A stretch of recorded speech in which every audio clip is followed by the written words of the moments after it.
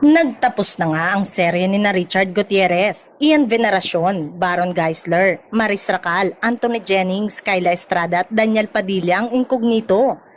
At bongga nga dahil mula nang ipalabas ito, hindi sila nawala sa top 10 most watched TV series ng Netflix at iWant na nagpapatunay na malaking suporta ng mga manonood.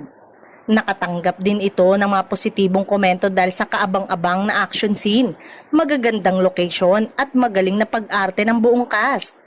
Marami nga ang nalungkot sa pagkawala ng karakter ni Baron na si Miguel, pero ang hilinga ng mga manonood sana ay magkaroon ng season 2 ang seryeng ito. At ang tanong, sino ang dapat ipalit kay Baron? May mga humihiling na sana ay si Angel Locsin dahil miss na nga nila itong mapanood sa telebisyon. At magandang comeback daw ito para sa tambalan ni na Richard at Angel. May humiling din na si Catherine Bernardo ang ipalit kay Baron na sniper nga ang role. Magandang comeback din daw ito sa tandem ni na Catherine at Daniel. Pero syempre kung titignan mo, mukhang malabo ang mga hinihiling ng mga fans. Hanggang ngayon kasi ay hindi pa rin nagpapakita sa publiko si Angel.